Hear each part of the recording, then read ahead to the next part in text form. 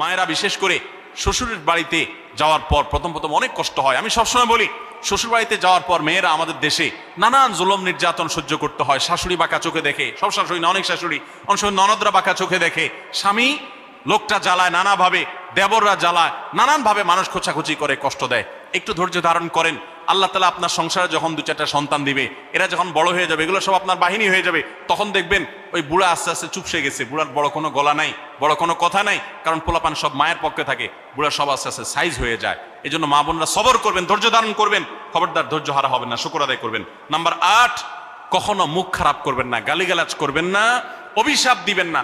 অনেক সময় পোলাপান একটু উল্টাপাল্টা করলে তাদেরকে অনেক মা অভিশাপ দিয়ে দেন, গজব ঠাডা দিয়ে দেন, বদদোয়া করেন, মুখ দিয়ে খারাপ কথা বলে ফেলেন। এগুলো খুব খারাপ জিনিস। নবী সাল্লাল্লাহু আলাইহি ওয়াসাল্লাম বলেছেন, যদি কাউকে গজব ঠাডা দেওয়া হয়, এটার উপযুক্ত না হলে যে দেয় তার উপরে এসে পড়ে, এরকম ভয়াবহ একটা বিষয়। এই জন্য কোন অবস্থাতে এগুলো যেন না হয়। এবং মেয়েদের জাহান্নামে যাওয়ার বেশি জাহান্নামে যাওয়ার অন্যতম একটা কারণ এটাও যে তাদের মধ্যে, অনেকের মধ্যে, আমি সবার কথা বলছি না, যে এই ধরনের গালিগালাজ করা, অভিশাপ দেওয়ার বৎস্বভাব আছে।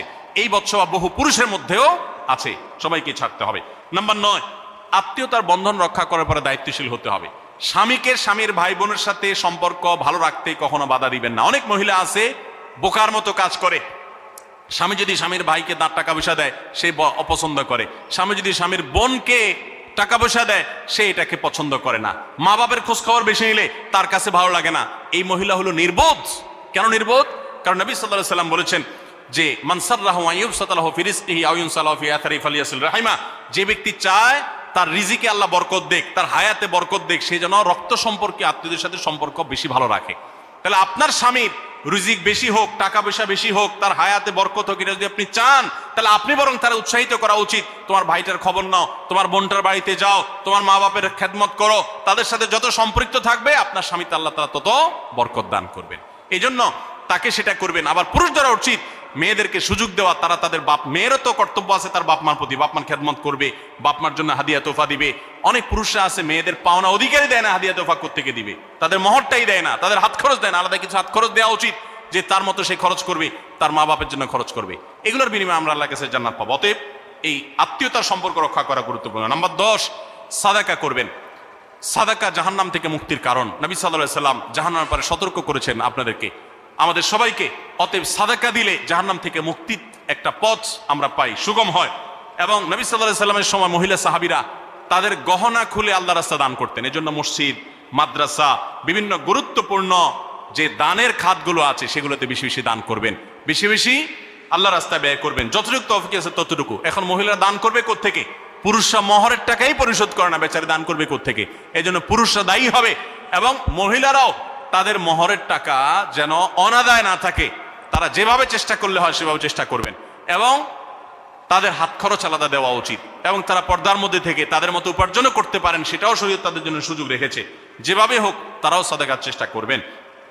11 নম্বর সর্বশেষ হলো সময়ের অপচয় করবেন না। এখন এমন একটা সময় চলছে, বেশিরভাগ মানুষ জাহান্নামে যাবে যেই কারণে, আজকের যুগে সবচেয়ে বেশি আমরা বিপদগামিতার মুখে যাচ্ছি যে কারণে, সেটার অন্যতম হলো এই স্মার্টফোনের অপব্যবহার। আমরা অনেকে আছি টেলিভিশনের বিভিন্ন সিরিয়ালে আসক্ত, অনেকে আছি বিভিন্ন নাটক সিনেমায় আসক্ত, অনেকে আছি ফেসবুক এবং ইউটিউব এগুলোতে আসক্ত। বিশেষ করে মা বোনদেরকে বলছি, অনেকেই আছেন এখনো রিমোট ছাড়া তার পেটের ভাত হজম হয় না, সারাদিন রিমোট হাতে বসে থাকেন, একটা পর একটা সিরিয়াল এবং চ্যানেল পাল্টাতে থাকেন। মনে রাখবেন, সফল ইমানদার হতে হলে এই অনর্থক কাজ না ছাড়লে আপনি সফল ইমানদার হতে পারবেন না। অনেকে নামাজে পড়ে আবার সিরিয়ালও দেখে, অনেকে আছেন ফেসবুকে ঘন্টাকে ঘন্টা, ইউটিউবে ঘন্টা ঘন্টা সময় নষ্ট করেন। এর জন্য আল্লাহর কাছে জবাবদিহি করতে হবে। কিয়ামতের ময়দানে আল্লাহ তাআলা কয়েকটা প্রশ্ন উত্তর দেওয়া ছাড়া একজন মানুষকেও নড়তে দিবেন না। এর ভিতরে একটা হলো যে তোমার সারা জীবনে কি অর্জন করেছো। সময়ের অপচয় করা যাবে না। সময় হলো জীবনের সবচেয়ে মূল্যবান সম্পদ। অতএব আল্লাহ তাআলা আমাদের সবাইকে জীবনের এই অমূল্য সম্পদ সময়কে সংরক্ষণ করার তৌফিক দান করুন। মা বোনরা, আপনাদেরকে আমি আল্লাহর ওয়াস্তে উপদেশ করতেছি, যারা বদভ্যাস আছে ফেসবুক ইউটিউবে ঘন্টা ঘন্টা পড়ে থাকার, প্রয়োজনে এগুলো সব ডিলিট করে দেন মোবাইল থেকে। প্রয়োজনে আপনি এই মোবাইল বিক্রি করে বাটন ফোনে চলে যান। নিজের বদভ্যাসকে নিয়ন্ত্রণ করতে না পারলে প্রথমে চেষ্টা করেন, এরপর না পারলে প্রয়োজনে বাদ দিয়ে দেন। আল্লাহর জন্য যদি ত্যাগটা করেন, কি আমাদের বলতে পারেন, আল্লাহ গুনাহ থেকে বাঁচার জন্য, তোমাকে খুশি করার জন্য আমি স্মার্টফোন পর্যন্ত রাখি নাই, বাটন ফোনে চলে গেছি। আল্লাহ তাআলা খুশি হবেন ইনশাআল্লাহ বিইذনিল্লাহ। বহু মায়েরা তাদের সন্তান নষ্ট হয়ে যাচ্ছে এই মোবাইলের আসক্তি, সিরিয়ালের আসক্তির কারণে তাদের স্বামীর সাথে সম্পর্ক নষ্ট হয়ে যাচ্ছে এই সমস্ত আসক্তির কারণে, অনেক গুনাহের পথে তারা চলে যাচ্ছেন এই সমস্ত আসক্তির কারণে। এই জন্য এগুলোকে নিয়ন্ত্রণ না করলে আপনি কখনো নেককার হতে পারবেন না। আপনার সন্তানকে মোবাইল দেখে খাওয়াবেন না। আমি আমার সন্তানকে মোবাইল দেখে খাওয়াই না। আমরা সব জায়গায় বলি মোবাইল দেখা, কার্টুন দেখায়, মোবাইল দেখায় বাচ্চাকে খাওয়াবেন না। বাচ্চা কাচ্চা এখন ক্রেজি হয়, আধপাগল কিসিমের হয়, জিদি হয়, বদমেজাজি হয়, ভাঙচুর করে। কেন হয়? কারণ সারাদিন আপনি ওর মোবাইলে কি দেখান? কার্টুন দেখান। কার্টুন মানে কি? মার মার, কাট কাট, হ্যাঁ, সবকিছু ধ্বংস করে ফেলা, গুলি করা, বোমা মারা, হ্যাঁ, সাপ হয়ে সব খেয়ে ফেলা, এটাই তো। এগুলো বাচ্চাদেরকে ক্রেজি করে, বাচ্চাদেরকে মানসিকভাবে অসুস্থ করে, ধ্বংস করে দেয়। তাদেরকে ফিজিক্যাল খেলাধুলা, শারীরিকভাবে করতে পারে এরকম খেলাধুলার ব্যবস্থা করেন, দৌড়াদৌড়ি করার ব্যবস্থা করেন। বাচ্চারা সুস্থ থাকবে, ভালো থাকবে। মোবাইল থেকে তাদেরকে বাঁচান, টেলিভিশন থেকে তাদেরকে বাঁচান, এবং কার্টুন থেকে, ভিডিও গেমস থেকে তাদেরকে বাঁচান। না বাঁচাতে পারলে আপনার দুনিয়া আখিরাত সব ধ্বংস হয়ে যাবে। অতএব আজকের এই মাহফিল থেকে আসুন, প্রতিজ্ঞা করি যে আমরা সময় নষ্ট করব না, সময়ের অপচয় করব না, প্রয়োজন ছাড়া মোবাইল হাতে ঘাটাঘাটি করব না, ঘন্টায় ঘন্টা মোবাইলকে সময় দিব না। অনেক মেয়েরা আছেন, অনেক পুরুষরা আছেন, এই একটি অপকর্মের কারণে তার শিক্ষা জীবন ধ্বংস হয়ে যায়, চাকরি নষ্ট হয়ে যায়, ব্যবসা লাটে উঠে, মা বাবার সাথে সম্পর্ক নষ্ট হয়, স্বামী স্ত্রীর সম্পর্ক নষ্ট হয়, সাংসারিক জীবন ধ্বংস হয়ে যায়, সবকিছু ধ্বংস হয়ে যায় শুধু এই মোবাইল ফোনের অনিয়ন্ত্রিত ব্যবহার করার কারণে। যারা মোবাইলকে নিয়ন্ত্রণ করতে পারেন না, ডাইরেক্ট হয়ে গেছেন, সারাক্ষণ হাতে মন চায়, তারা একটা শক্ত সিদ্ধান্ত নেন, প্রয়োজন আমি স্মার্টফোন বিক্রি করে দিব। 6 মাস 8 মাস আপনি কিছুদিনের জন্য, 1 বছরের জন্য বাটন ফোনে চলে যান, এরপর আবার ব্যাক করলে আশা করা যায় আল্লাহ আপনাকে হেফাজত করবেন। এবং ইসলামের নাম দিয়ে, অনেকে বলে আমি ইউটিউবে ওয়াজ শুনি, ফেসবুকে ওয়াজ শুনি, ওয়াজের নাম দিয়া আপনি যে কি করেন কি না করেন সেটা আপনার আরশের মালিক সবই জানেন। অতএব যে ওয়াজ শুনতে গিয়ে আপনার আকাম কুকাম করা লাগে, খারাপ জিনিস দেখা লাগে, ওই ওয়াজ শোনার কথা আপনাকে ইসলাম বলে নেই। আল্লাহ তাআলা আমাদের সবাইকে সবগুলো বিষয় আমল করার তৌফিক দান করুন। আমরা আবারও বলছি, আজকে আমাদের মা বোনদেরকে লক্ষ্য করে বিশেষ করে যে 11টি করণীয় আপনাদের জীবনকে সোনালী জীবনে পরিণত করতে পারে, আপনাদের জীবনটাকে সমৃদ্ধ করতে পারে, সুখী করতে পারে, এবং আল্লাহর কাছে আপনাদেরকে জান্নাতের উপযুক্ত করবে। কিয়ামতের ময়দানে সুন্দর হাসি, সুখের হাসি, তৃপ্তির হাসি আপনাদেরকে হাসাবে ইনশাআল্লাহ। সেই 11টি নসিহা, সেই 11টি বিষয়ের প্রথমটি হলো কোরআন এবং হাদিসের জ্ঞান অর্জন করবেন। অনেক ভালো ভালো বই আছে কোরআন হাদিস ভিত্তিক, সেগুলো পড়বেন। দিন শিক্ষার যত আয়োজন আছে সেগুলোর সাথে সম্পৃক্ত হবেন। অনলাইনে অনেক কোর্স করা যায়, সেগুলোতে আপনি সম্পৃক্ত হতে পারেন। যেভাবে হোক আপনাকে কোরআন হাদিসের কথা জানতে হবে। আল্লাহ কি বলেছেন, রাসূল সাল্লাল্লাহু আলাইহি ওয়াসাল্লাম কি বলেছেন, মাসালা মাসাইল কখন কি করা উচিত, কোরআন হাদিসে কি বলা আছে, এগুলো জানতে হবে আপনাকে। যতটুকু সম্ভব জানার চেষ্টা করবেন। নাম্বার 2, 5 ওয়াক্ত নামাজ সঠিকভাবে আদায় করবেন, সময় মতো আদায় করবেন। জোহরের ওয়াক্ত বাসার কাজ কাম শেষ করে গোসল করে একেবারে 3টার দিকে একসাথে পড়বো, এটা করা যাবে না, বরং সময় মতো আদায় করতে হবে। এবং মেয়েদের যে সতর, এই সতর ঢাকার পরে সতর্ক থাকতে হবে। পুরো শরীর মুখমণ্ডল ছাড়া যেন ঢাকা থাকে, চুল, গলা, হাতের গোছা, কনুই, এগুলো যেন দেখা না যায়, খেয়াল রাখতে হবে। এবং নামাজ ধীরে ধীরে পড়তে হবে। অনেক মহিলা অনেক দ্রুততার সাথে নামাজ পড়েন, এবার পড়লে হবে না। নাম্বার 3, রমজানের রোজা ঠিক মতো রাখতে হবে, যথাযথভাবে রাখতে হবে। রোজা রেখে গীবত, শিকায়েত, মিথ্যা, গালমন্দ এগুলো করা যাবে না। নাম্বার 4, স্বামীর আনুগত্য করতে হবে।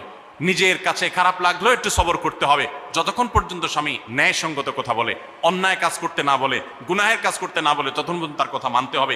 নিজের খারাপ লাগলেও মানবেন, আপনার জান্নাতের প্রয়োজনে, সুশৃঙ্খলার প্রয়োজনে, পারিবারিক শান্তির প্রয়োজনে। ইনশাআল্লাহ আপনি সুখে থাকবেন দুনিয়া এবং আখিরাত উভয় জগতে। নাম্বার 5, নিজের ইজ্জত সম্ভ্রম হেফাজত করবেন। অনলাইনে অফলাইনে কারোর সাথে হারাম সম্পর্ক করবেন না, কোনো গায়রে মারাম পুরুষের সাথে অযথা যোগাযোগ করবেন না, চ্যাটিং করবেন না, এবং সোশ্যাল মিডিয়াতে হারাম জিনিস দেখা থেকে নিজের চোখকে হেফাজত করবেন, বাঁচিয়ে রাখবেন। নাম্বার 6, নিজের সন্তানদেরকে দিন শিখাবেন, তাদেরকে কোরআন হাদিস শিখাবেন, উত্তমভাবে লালন পালন করবেন, তাদেরকে নামাজ শিখাবেন, মেয়েদেরকে পর্দা শিখাবেন, তারা যেন চরিত্র হেফাজত করে সেই শিক্ষা তাদেরকে দিবেন। উপযুক্ত হওয়ার পর ছেলে মেয়েকে বিয়ে দিবেন, কোনোভাবে যেন হারাম সম্পর্কে না জড়ায় সেজন্য সাবধান থাকবেন। ভালো ফ্যামিলির সাথে তাদেরকে উঠা বসা করাবেন, ভালো শিক্ষা প্রতিষ্ঠানে দিবেন যেখানে দিলে তার ঈমান আমল হেফাজত থাকবে। নাম্বার 7, আল্লাহর শুকরিয়া আদায় করবেন, বান্দারও শুকরিয়া আদায় করবেন। আল্লাহ যা দিয়েছেন, যতটুকু আছে স্বামীর সংসারে, আলহামদুলিল্লাহ বলতে শিখবেন, আল্লাহ তাআলা বাড়াই দিবেন ইনশাআল্লাহ। নাফরমানি, নাশুকরি করবেন না, তাহলে আপনি নিজেই ক্ষতিগ্রস্ত হবেন, কষ্টের মধ্যে থাকবেন। আর শুকরিয়া আদায় করলে আপনার নিজেরই মানসিক প্রশান্তি হবে, আল্লাহর নিয়ামত বাড়িয়ে দিবেন। নাম্বার 8, কোন প্রকার অভিশাপ গালমন্দ করবেন না, সেটা ছেলে মেয়েকে হোক, সংসারকে হোক, স্বামীকে হোক, কোনো কিছু না, ধৈর্য ধারণ করতে হবে। পুরুষদের জন্য এই কথাগুলো প্রযোজ্য। আর নাম্বার 9, আত্মীয়তার সম্পর্ক রক্ষা করতে হবে, ছিন্ন করা যাবে না।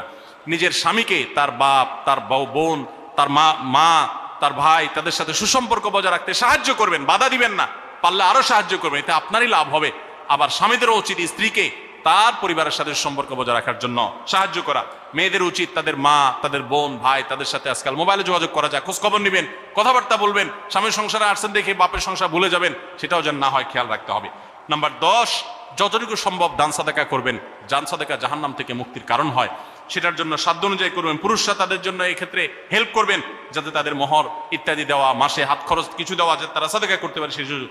আজকাল দেখা যায় অনেক মেয়েরা টাকা পয়সা পেলে মার্কেটে চলে যাবেন, কি কিনবে এটা নিয়ে অস্থির হয়ে যান। মার্কেটে আপনি যা দরকার হলে যাবেন, কেনা দরকার হলে কিনবেন, কিন্তু দানের জন্য একটা খাত রাখবেন। পারিবারিক সাদাকা বাক্স, একটা বাক্স রাখবেন, যে খুচরা টাকা পয়সা বা বিভিন্ন টাকা পয়সা ছেলে মেয়েরা রাখবে, আপনি রাখবেন, উৎসাহিত করবেন। এটা দিয়ে একটা গরিব ফ্যামিলি মুখে হাসি ফুটাবেন, একটা ভালো কাজ করবেন, পারিবারিকভাবে এরকম দানের ব্যবস্থা করবেন। বোনেরা, সর্বশেষ হলো সময় নষ্ট করবেন না সোশ্যাল মিডিয়াতে। আল্লাহর ওয়াস্তে এটা থেকে নিজেকে বাঁচাবার জন্য সংগ্রাম করেন।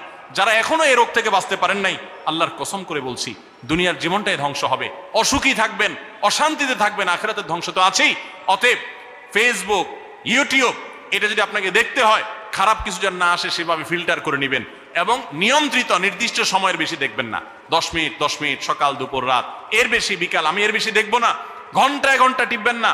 অনেক মহিলা আছে, স্বামীকে সময় দেওয়ার সুযোগ নাই, সন্তানের দিকে তাকাবার সুযোগ নেই, উনি টেলিভিশন এবং মোবাইলে আসক্ত, এবং এটা আমাদের সমাজকে ধ্বংস করে দিচ্ছে।